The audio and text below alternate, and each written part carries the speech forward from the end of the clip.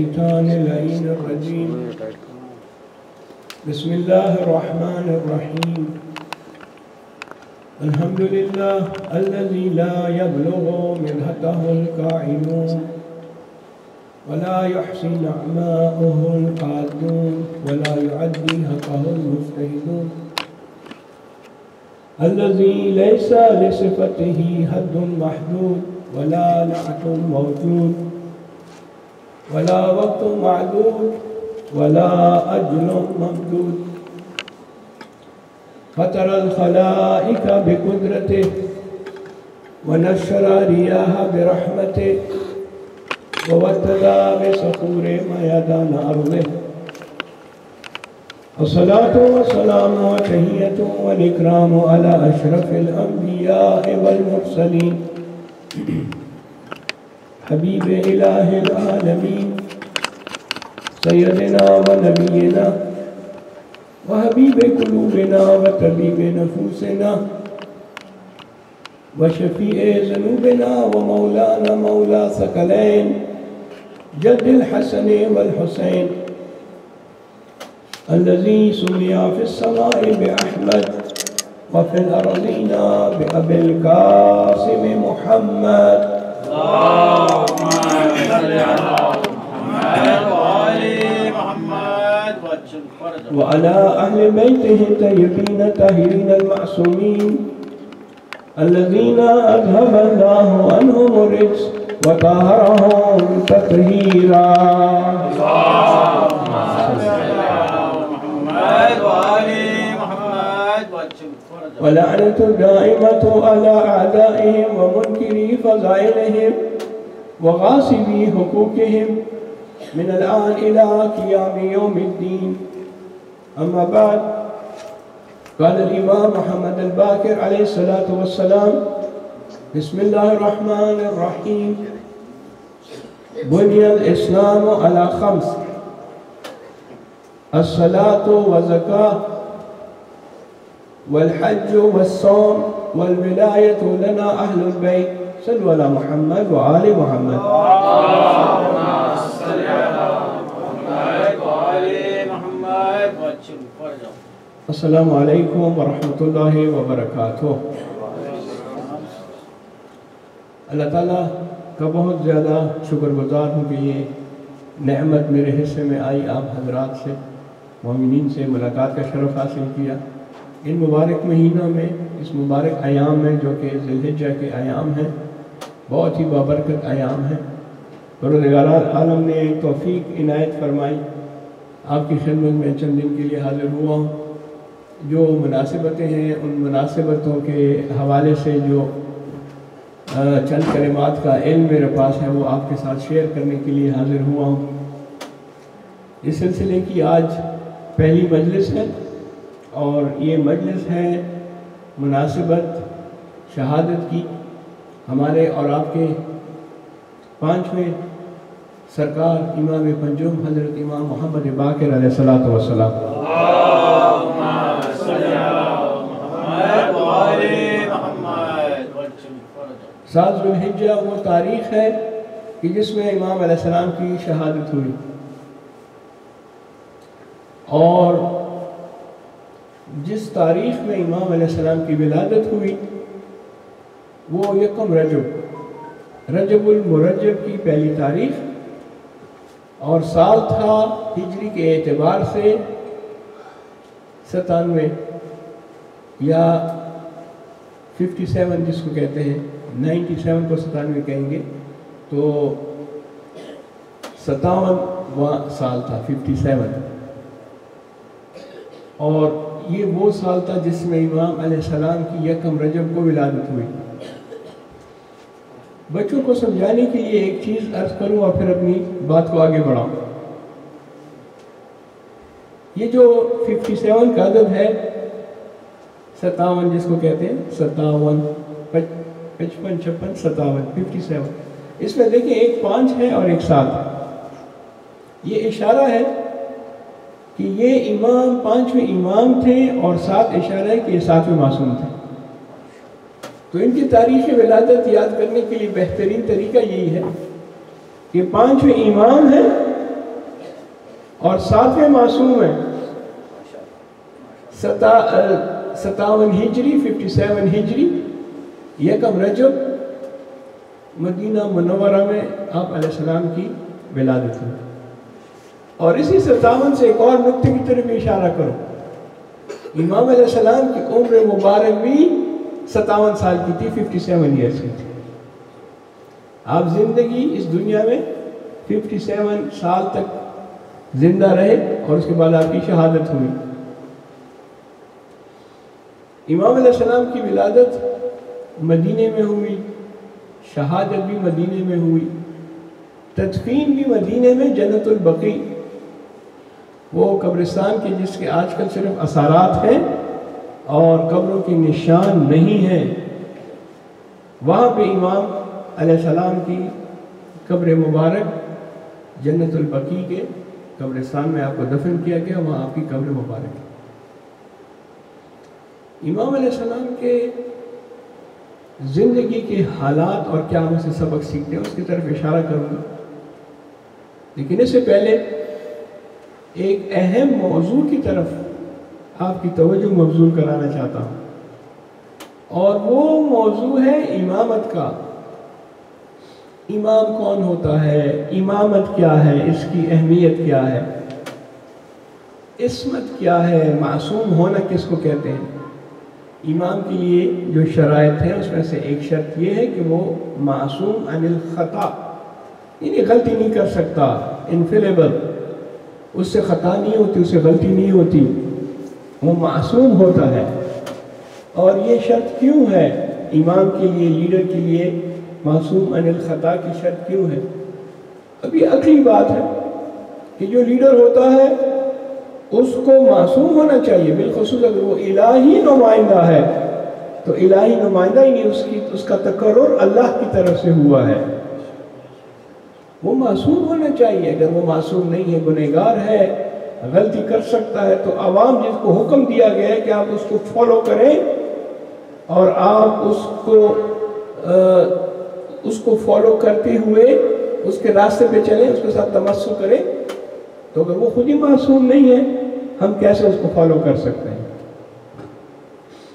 عقلی مسئلہ ہے. عقل یہ کہتی ہے کہ جو الہی نمائندہ ہے, جو اللہ کی طرف سے لیڈر ہے, منصوص من اللہ ہے, وہ معصوم ہونا چاہیے. اور اس کی سب سے بڑی دلیل ہمارے پاس انبیاء علیہ السلام کی ہے. انبیاء علیہ السلام سب کے سب معصوم تھے. اب ہو سکتا ہے کہ ایک مسلمانوں کا گروہ اور فرقہ یہ اعتقاد رکھے کہ نہیں, ان سے بھی غلطیاں ہوئی ہیں, وہ معصوم نہیں تھے, لیکن میں اپنے عقیدے کی بات کر رہا ہوں. ہمارے عقیدے کے حساب سے انبیاء علیہ السلام جو کہ الہی نمائندے تھے وہ سب کے سب معصوم تھے, ان سے خطا نہیں ہو سکتی تھی. حضرت آدم سے لے کے حضرت خاتم تک جتنا بھی یہ سلسلہ انبیاء کا رہا وہ سب کے سب معصوم تھے, کیونکہ ان کا تقرر اللہ کی طرف سے ہوتا تھا, اللہ کی طرف سے وہ آتے تھے. عوام تو ان کو الیکٹ نہیں کرتے تھے, یہ تو پروردگار عالم ان کو لوگوں کی رہنمائی کے لیے مبعوث فرماتے تھے. اور یہ انبیاء منصوص من اللہ ہے, مبعوث من اللہ ہے, لہذا وہ معصوم عن الخطا ہے. ائمہ اطہار علیہ السلام کے لیے بھی یہی ہے کہ آپ کا تقرر بھی اللہ تعالیٰ کی طرف سے ہوتا تھا, اور اس وجہ سے یہ معصوم عن الخطا ہے. ہمارے ائمہ اطہار علیہ السلام سب کے سب معصوم. درود بھیجے محمد اور آل محمد.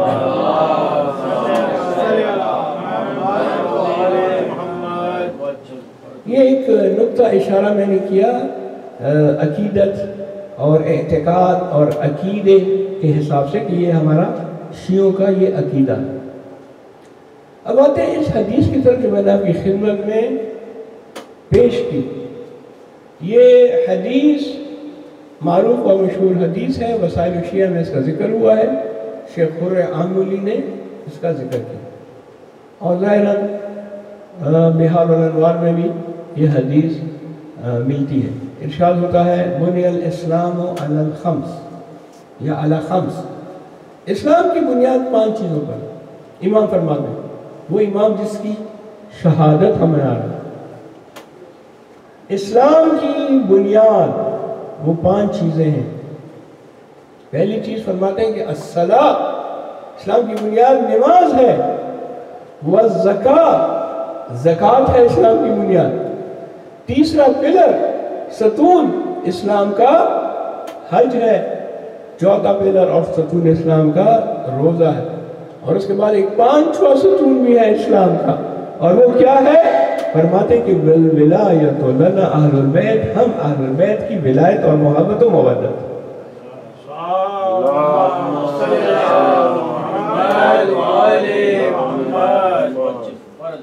हम अहलुल बैत की मोहब्बत, हमारी विलायत, हमारी मोहब्बत और मवद्दत, ये भी इस्लाम का सतून है। और उसके बाद हदीस के अल्फाज बड़े खूबसूरत अल्फाज फरमाते हैं कि जो पहले 4 सतून हैं उसमें रुखसत मौजूद है। रुखसत यानी उसमें इजाज़त, डिस्काउंट मौजूद है। लेकिन ये जो 5वां रुकन है, 5वां सतून जो इस्लाम का है, इसमें किसी किस्म की रुखसत नहीं है। अगर कोई शख्स बीमार है तो उसको ये कंसेशन हासिल है कि वो बैठ कर नमाज पढ़े, क्योंकि वो खड़े होकर नमाज नहीं पढ़ सकता। अगर वो बैठ कर भी नमाज नहीं पढ़ सकता तो इस्लाम उसको इजाज़त देता है, रुखसत देता है, कंसेशन देता है कि वो लेट के नमाज पढ़े। इसी तरीके से ज़कात उस पर फर्ज है कि जो पैसे वाला हो, इस्तिताअत रखे, तब ज़कात फर्ज, गरीब पे ज़कात फर्ज नहीं है। हज भी उन पर फर्ज है जो इस्तिताअत रखते हैं। अगर मुस्तती नहीं है, इस्तिताअत नहीं है, तो हज फर्ज नहीं है। और सौम, रोज़े का जो मसला है, वो भी अगर कोई शख्स मरीज है तो रोज़ा उससे साकित है। मुसाफिर है तो रोज़ा न रखे, बाद में रखे। हर एक चीज़ में कंसेशन, हर एक चीज़ में रियायत और रुखसत, मगर ये जो 5वां सतून है इसमें रुखसत और रियायत नहीं है।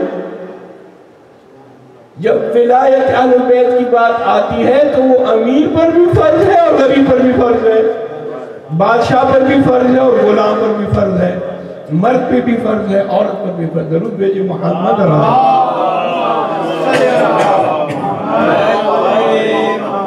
इसमें किसी किस्म की कंसेशन नहीं है, किसी किस्म का डिस्काउंट नहीं है। सब पर मोहम्मद और आले मोहम्मद अलैहिस्सलाम के साथ मवद्दत रखना, उनसे मोहब्बत रखना, उसको फॉलो करना, ये सब पर फर्ज है।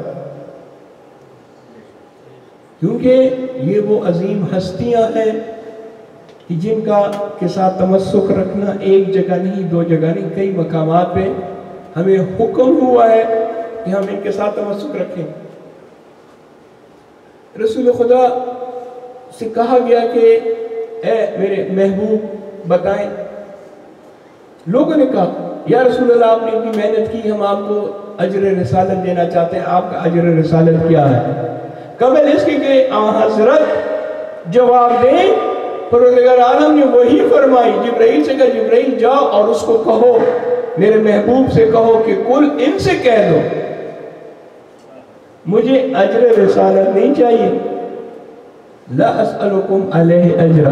हाँ, एक चीज मुझे चाहिए, अजर रिसालत मुझे नहीं चाहिए। मैंने जो भी रिसालत अंजाम दी है वो अल्लाह के हुक्म से अंजाम दी है, लेकिन एक चीज मुझे चाहिए। वो क्या है? वो है कि मेरे अहलुल बैत के साथ, मेरी इतरत के साथ मोहब्बत करो। मोहम्मद व आले मोहम्मद बुलंद तरीन सलावत।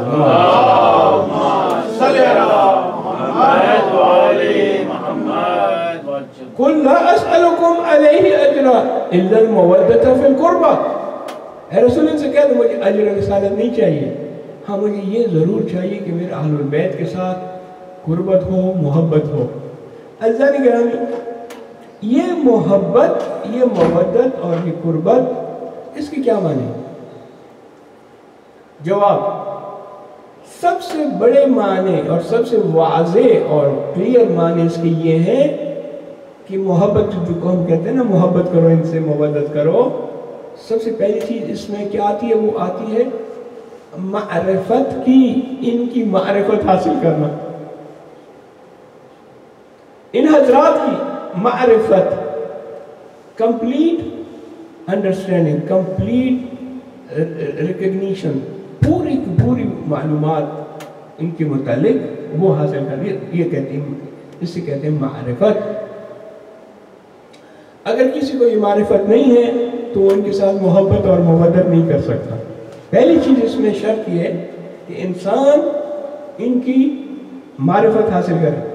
من ماتا ولم يعرف امام زمانے ماتا میتت جاہلیہ، جو شخص بھی اس حال میں مرا کہ ان اپنے زمانے کے امام کی معرفت نہیں رکھتا، من لم یعرف اعتراف معرفت کے معنی میں، ماتا میتت جاہلیہ، وہ جاہل کی موت مرا۔ اسلام سے پہلے کا جو دور ہے اس کو عہد جاہلیت کہتے ہیں، ایج آف اگنورنس۔ وہ جاہل مرا کیونکہ ان کی معرفت ہی نہیں ہے۔ عزیزان گرامی، چند اصطلاح پیش کرتا ہوں تاکہ معرفت واضح ہو اور بات کو آگے بڑھاؤں۔ ہمارے ہاں ایک اصطلاح ہے، کہتے ہیں کہ فلاں کے ساتھ میرا رابطہ ہے۔ اب ماشاءاللہ اردو لوگ جانتے ہیں، میری اردو تو ویسے بھی سمپل ہے، انشاءاللہ بچوں کو بھی سمجھ آئے گی، جو بزرگ بیٹھے ہیں وہ یہ چند الفاظ رابطہ، فلاں کے ساتھ میرا رابطہ ہے۔ ایک اور لفظ فلاں کے ساتھ میرا تعلق ہے، رابطہ تعلق۔ رابطہ کا مطلب ہے، اگر بچوں کو سمجھاؤں، رابطہ کا مطلب ہے کانٹیکٹ، فلاں کے ساتھ میرا کانٹیکٹ ہے، اور تعلق ہے یعنی فلاں کے ساتھ میرا کنیکشن ہے۔ کانٹیکٹ اور کنیکشن میں کیا فرق ہے؟ رابطہ اور تعلق میں کیا فرق ہے؟ اگر آپ کسی کو کال کرتے ہیں تو آپ کہتے ہیں یہ میرا کانٹیکٹ ہے، میں نے اس کے ساتھ کانٹیکٹ کیا، میں نے اس کو کال کیا۔ لیکن اگر آپ کال کے ساتھ آپ کسی کو کال کرتے ہیں، وہ آپ نے اس کو ساتھ کانٹیکٹ بنائے رکھا، وہ آپ کے کانٹیکٹ میں ہے۔ لیکن جب آپ کسی کے ساتھ بیٹھتے ہیں، اس سے بات کرتے ہیں، تو وہ کانٹیکٹ نہیں ہے، وہ کنیکشن ہے۔ دوست کو ہم کال کرتے ہیں، ماں باپ کے ساتھ ہم جا کے بیٹھتے ہیں اور ان کی احوال پرسی کرتے ہیں، اور ماں باپ کی جو ہم پر فرائض ہیں اس کو پورا کرتے ہیں۔ ماں باپ ہم سے کہیں فلاں چیز کی ضرورت ہے، وہ ضرورت کو پورا کرنا۔ کانٹیکٹ میں ضروری نہیں ہے کہ آپ ضروریات کو پورے کریں، کنیکشن میں آپ کو ضروریات کو پورا کرنا ہوتا ہے۔ لہذا معرفت کنیکشن کی طرح ہونا چاہیے، کانٹیکٹ کی طرح نہیں ہونا چاہیے۔ میرے فون میں تو ہزاروں کانٹیکٹس ہیں، کبھی میں کال کرتا ہوں، کبھی وہ کال کرتے ہیں، لیکن کنیکشن کس کے ساتھ ہے؟ بھائی کے ساتھ میرے کنیکشن ہے، مومن کے ساتھ میرا کنیکشن ہے، ماں باپ کے ساتھ میرا کنیکشن ہے۔ یہ معرفت ہے، یہ رابطہ ہے۔ ایک اور اصطلاح کی طرف آپ کی توجہ مبذول کرا کے بات کو آگے بڑھاؤں۔ ایک چیز ہوتی ہے، آپ نے سنا ہے، توسل، اور ایک چیز ہوتی ہے تمسک۔ توسل کا مطلب ہے مانگنا۔ ہم کیا کہتے ہیں؟ ہم اللہ تعالیٰ سے مانگتے ہیں، کس کے ذریعے مانگتے ہیں؟ محمد اور آل محمد کے توسل سے، اور ہم اللہ سے مانگتے ہیں، معصومین سے مانگتے ہیں، توسل کرتے ہیں ان کے ساتھ۔ کہا بیوی کے ساتھ توسل کرو، امیر المومنین کے ساتھ توسل کرو، امام زمان علیہ السلام کے ساتھ توسل کرو۔ توسل یعنی کسی سے کوئی چیز مانگنا، وہ ہے توسل۔ تمسک کیا ہے؟ تمسک کا مطلب ہے کسی کی پیروی کرنا، کسی کو فالو کرنا۔ اب وہ مشہور حدیث پڑھتا ہوں، دیکھیں اس میں کیا لفظ استعمال ہوا ہے، توسل اور تمسک کو ذہن میں رکھتے ہوئے۔ توسل کا مطلب ہے مانگنا، تمسک کا مطلب ہے فالو کرنا، اس کے پیچھے جانا۔ ہم جو شیعہ کہلاتے ہیں، شیعہ کا مطلب ہے پیروی کرنے والا، محمد اور آل محمد کے پیچھے جانے والا، ان کی پیروی کرنے والا شیعہ کہلاتا ہے۔ ارشاد ہوتا ہے، حضرت فرماتے ہیں، انی تارک فیکم الثقلین، میں تمہارے درمیان دو بھاری چیزیں چھوڑ کے جا رہا ہوں، ما ان تمسکتم بہما لن تزیلوا بعد ابدا حتی یرد علی الحوض، میں اپنے بعد تمہارے درمیان دو وزنی چیزیں چھوڑ کر جا رہا ہوں، جب تک ان کے ساتھ تمسک رکھو گے گمراہ نہیں ہوگے۔ تمسک، ما ان تمسکت بہما، جب تک ان کو فالو کرو گے، ان کے ساتھ تمسک کرو گے، گمراہ نہیں ہوگے، حتیٰ کہ حوض کوثر پر میرے ساتھ ملاقات کرو گے۔ عزیزان گرامی، ائمہ علیہم السلام کے ساتھ، معصومین کے ساتھ محبت، مودت، یعنی ان کی کمپلیٹ معرفت اس انداز میں کہ ان کے ساتھ تعلق ہو اور ان کے ساتھ تمسک ہو۔ درود بھیجے محمد اور آل محمد۔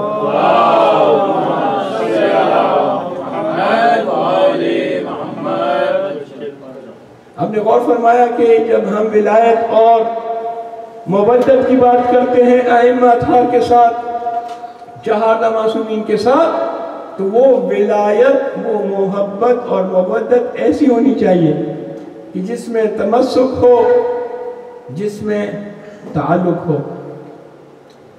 عزیزان گرامی، امام علیہ السلام کے جب حالات پڑھتے ہیں، ان کی زندگی کے حالات جب ہم پڑھتے ہیں، تو اس میں ایک چیز جو کہ بار بار ہمارے ان کی زندگی کے حالات میں ہمیں ملتی ہے، وہ ایسے حالات تھے کہ جو نامساعد تھے، اور اس میں شیعہ دشمنی عروج پہ تھی، اور اسی کو کہتے ہیں شیعہ پرسیکیوشن، یعنی شیعوں کے ساتھ دشمنی کرنا۔ امام علیہ السلام کے زمانے میں یہ دشمنی عروج پر تھی، کیونکہ بنی امیہ کا زمانہ تھا، اور بنی امیہ وہ تھے کہ جو اہل البیت کے ساتھ بہت دشمنی کرتے تھے، اور یہ سلسلہ ابھی تک جاری ہے۔ شیعہ پرسیکیوشن، شیعہ جینوسائڈ، نسل کشی اور شیعوں کے ساتھ دشمنی آج تک جائے، لیکن ائمہ کے دور میں اس حد تک تھا کہ ائمہ علیہ السلام نے ہم کو بتایا، ایک تو تقیہ کا ہمیں سسٹم سمجھایا کہ جب ایسے حالات ہوں کہ آپ نے اپنے آپ کو بچانا ہو تو آپ تقیہ کریں۔ ارشاد ہوا من لا تقیۃ لہ لا دین لہ، جو شخص تقیہ نہیں کرتا اس کا دین نہیں ہے۔ اور امام علیہ السلام کی زندگی کے حالات میں خود ہمیں معلوم ہوتا ہے کہ امام نے کس طرح اس تقیہ کو ہم تک پہنچا۔ امام علیہ السلام کا ایک لقب ہے باقر العلوم۔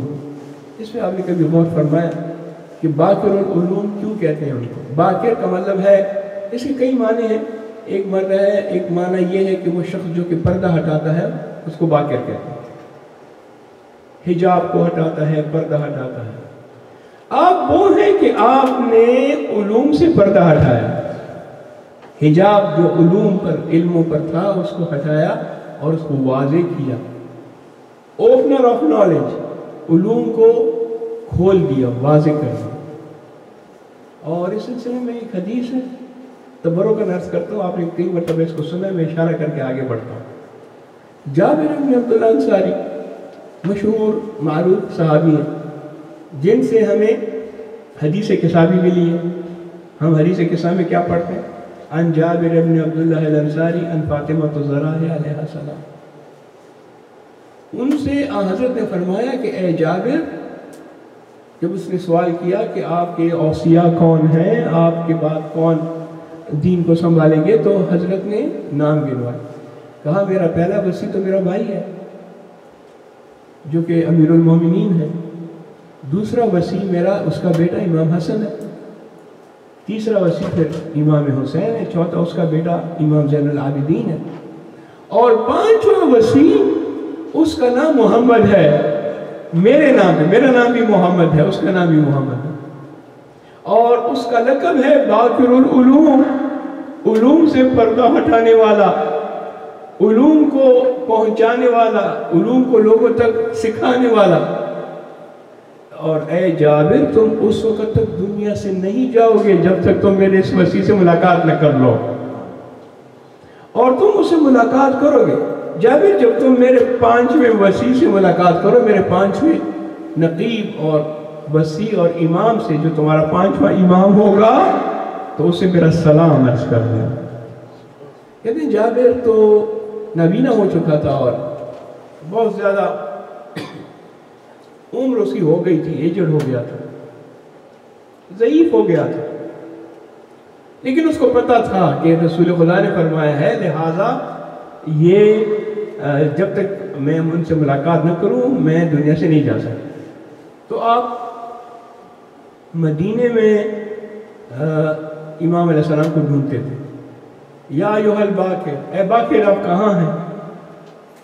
تو ایک مرتبہ ان کی ملاقات مدینے میں امام باقر علیہ السلام سے ہو، تو امام نے قریب آ کر سلام کیا اور امام نے کہا کہ اے میرے جد کے صحابی،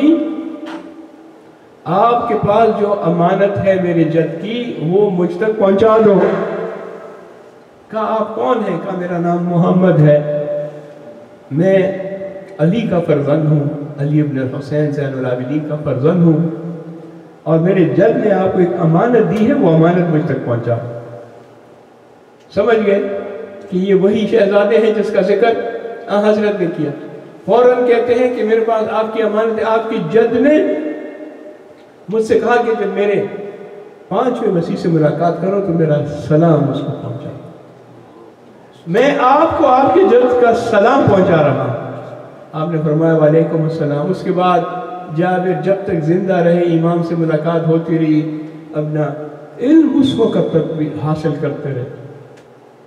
اس سے ثابت ہوتا ہے کہ حضرت نے بتایا کہ ان کے وسیع کون ہیں۔ بعض لوگ کہتے ہیں نا کہ یہ ائمہ جو آپ کے ہیں یہ کہاں سے ہیں؟ یہ رسول خدا کے حکم سے ہیں۔ رسول خدا بھی اپنی طرف سے کچھ نہیں کہتا، جو کچھ بھی کہتا ہے وہ وحی کے ذریعے ہوتی ہے۔ تو یہ تو اللہ کے نمائندے ہیں، اللہ تعالیٰ نے ان کو معین کیا ہے، پھر رسول کو بتایا، رسول نے اپنے مومنین کو اور مسلمانوں کو بتایا کہ یہ میرے اوصیاء ہیں۔ لیکن شیعوں کے ساتھ دشمنی یہ 1400 سال سے۔ ایک بات عرض کروں، اس کے بعد اپنے مطلب کی طرف آتا ہوں۔ امام علیہ السلام کی جو مادر گرامی تھی ان کا نام تھا بی بی فاطمہ، اور وہ امام حسن مجتبیٰ علیہ السلام کی بیٹی تھی۔ یعنی امام زین العابدین علیہ السلام نے اپنی چچا کی بیٹی سے شادی کی تھی جس کا نام فاطمہ بنت امام حسن علیہ السلام۔ اس اعتبار سے اگر آپ امام باقر علیہ السلام کا حسب اور نسب دیکھیں تو معلوم ہوتا ہے کہ ماں کی طرف سے بھی آپ فاطمی تھے اور باپ کی طرف سے بھی فاطمی تھے۔ باپ زین العابدین اور ماں فاطمہ بنت امام حسن مجتبیٰ علیہ السلام۔ اچھا، باقی ائمہ کی سیرت ہم دیکھتے ہیں، اس میں کسی امام نے نوبین سے شادی کی جو کہ نوبہ، جو کہ نارتھ افریقہ میں 3 یا 4 یا 2 یا 3 ایسی بیویاں تھیں جن کا تعلق نارتھ افریقہ سے تھا، وہ ائمہ کی زوجیت میں آئی اور ان سے اولاد ہوئی۔ بعض تھی وہ مغرب سے اس کا تعلق تھا، مغربیہ، یعنی وہ مغرب کا مطلب ہے یہ ٹیونس اور نارتھ افریقہ کا علاقہ، یہ ویسٹ نہیں۔ وہاں سے بعض ازواج تھی ہماری، لیکن نسل امامت چونکہ جو ہے وہ باپ سے چلتی ہے، لیکن یہ بیویاں بڑی ہی معتبر اور بڑی ہی عظیم شخصیت کی مالک تھیں، جو امام علیہ السلام نے جن سے نکاح کیا اور جن سے ائمہ 18 نسل کی ولادت۔ لیکن امام باقر علیہ السلام وہ شخصیت ہے کہ جو والد کی طرف سے بھی فاطمی علوی ہے اور ماں کی طرف سے بھی فاطمی اور علوی ہے۔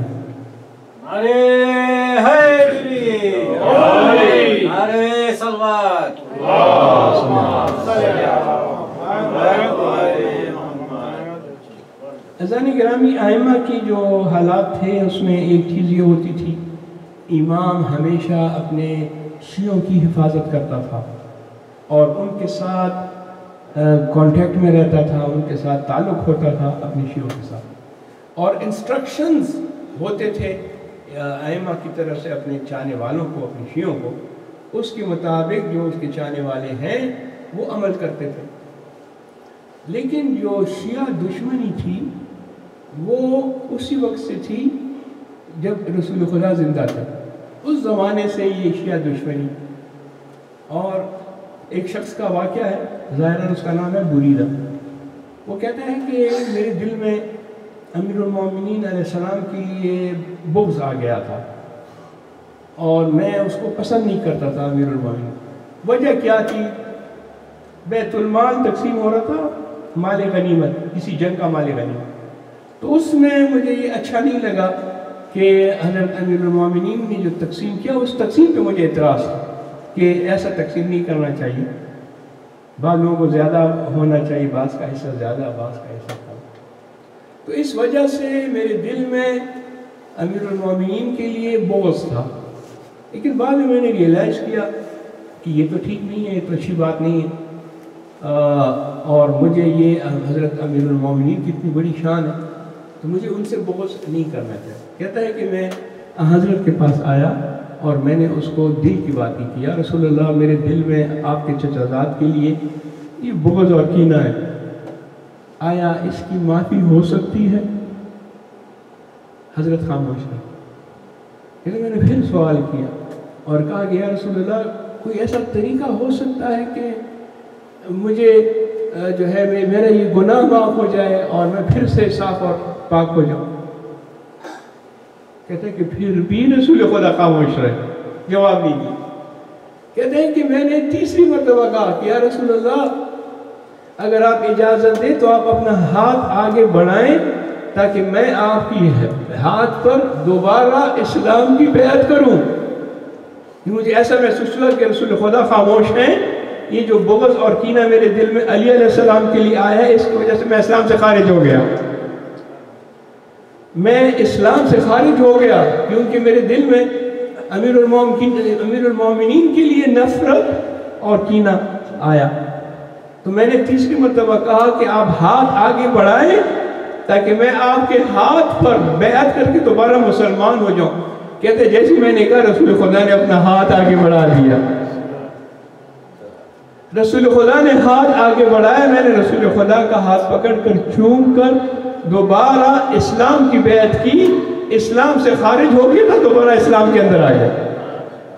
ان امیر المومنین سے بغض رکھنا انسان کو اسلام سے خارج کر دیتا ہے اور اس کو دوبارہ بیعت کرنی ہوتی ہے۔ یہ امیر المومنین جس کی یہ اتنی بڑی شخصیت، اس کو اس کے ساتھ نفرت اور کینہ کرنا، یہ شیعہ دشمنی نہیں ہے تو کیا ہے؟ کہتے ہیں کہ شیعہ دشمنی کے کئی اقسام ہیں۔ پہلی قسم وہ ہے کہ جو نقل کے ذریعے ہوتی ہے، یعنی انسان مورخ تاریخ لکھتا ہے جس میں وہ نعوذ باللہ معاذ اللہ ائمہ اطہار کی، اہل بیت کی شان کو چھوٹا کر دیتا ہے، یا نقل یہ ہے کہ جعلی روایتیں اور حدیثیں گڑھتا ہے۔ کوشش یہ ہوتی ہے کہ ان کی منزلت اور فضیلت کم ہو جائے۔ یہ شیعہ دشمنی ہے، اس کو میں کہتا ہوں شیعہ پرسیکیوشن، شیعہ جینوسائیڈ۔ یہ ایک طریقہ ہے اور یہ ہوا، تاریخ میں ہوا۔ امیر المومنین علیہ السلام کو اسی بنی امیہ کے دور میں، امام باقر علیہ السلام کی حالات زندگی بیان ہو رہے ہیں، وہ بھی اموی دور میں تھے، بنی امیہ کے دور میں تھے، ابھی بنی عباس کا دور شروع نہیں ہوا تھا۔ بنی امیہ کے دور کی بات ہے جب امام علیہ السلام مدینے میں تھے۔ عزیزان گرامی، بنی امیہ کے دور میں امیر المومنین علیہ السلام پر سب و شتم کا سلسلہ شروع کیا گیا۔ جمعہ کے خطبوں میں، محافل میں، مجالس میں، گیدرنگز میں امیر المومنین کو نعوذ باللہ معاذ اللہ برا بلا کہا جاتا تھا۔ وہ امیر المومنین کہ جس نے نصیری کو اس وجہ سے قتل کیا کہ وہ نصیری اس کو خدا کہتا تھا۔ ہم نے تاریخ میں دیکھا ہے، نمرود نے خدائی کا دعویٰ کیا کہ مجھے خدا کہو، نعوذ باللہ معاذ اللہ۔ فرعون نے خدائی کا دعویٰ کیا کہ مجھے خدا کہو۔ پہلی شخصیت تاریخ میں کہ جو اس وجہ سے قتل کر رہی ہے لوگوں کو کہ مجھے خدا مت کہو۔ لوگوں کی تو یہ کوشش ہے بادشاہوں کی کہ آؤ میں جھوٹا سے لیکن مجھے خدا مانو. امیر المومنین اس لیے قتل کریں کہ تم مجھے کیوں خدا مان رہے. لیکن امیر المومنین کے ساتھ اور ائمہ اطہار علیہ السلام کے ساتھ نقل کے ذریعے، حدیثوں کے ذریعے، تاریخ کے ذریعے دشمنی ہوئی، شیعہ نسل کشی ہوئی نقل کے حوالے سے. دوسری قسم شیعہ دشمنی کی، وہ اہل بیت علیہ السلام کے جو مزارات ہیں، حرم ہیں، ان کے ساتھ دشمنی. ان کو مزاروں سے کوئی پرابلم نہیں ہے، ان کو اہل بیت کے مزاروں سے پرابلم ہے. بہت سے مزارات ہیں جن کی احترام بھی کرتے ہیں، تقریب بھی کرتے ہیں، لیکن اگر اہل بیت کا حرم ہو، مزار ہو، تب ان کو جلن ہوتی ہے، حسد ہوتا ہے اور یہ دشمنی کرتی ہے. آپ دیکھیں امام باقر علیہ السلام کی قبر، ان کا جو مزار ہے جنت المقی، اس کا نشان نہیں. اور جو مزار سامرا میں تھا 2006 میں جس کو شہید کیا گیا، وہ دشمنی نکالنی تھی، دکھانی تھی مزارات کے ساتھ، قبور کے ساتھ، اہل البیت کی قبور کے ساتھ. یہ شیعہ دشمنی. تیسری شیعہ دشمنی کی قسم یہ ہے کہ زائرین کے ساتھ دشمنی کرنا، زواروں کے ساتھ. زواروں کو نہیں جانا، زیارت ممنوع ہے، زیارت نہیں کرنا چاہیے. ایک زمانہ تھا نا متوکل کا، آپ سنتے ہیں کہ جو بھی زیارت پہ جائے گا اس کا ہاتھ کاٹا جائے گا، ایک ہاتھ پھر دوسرا ہاتھ، پھر پاؤں کاٹے جائیں گے. یہ اس کو کہتے ہیں شیعہ پرسیکیوشن. شیعوں کے ساتھ دشمنی کرنا کہ زوار جو ہیں، جو زیارت کے لیے جائے گا اس پہ اتنا بڑا ٹیکس لگایا جائے گا، اس کو یہ قیمت ادا کرنی ہوگی. اور چوتھی قسم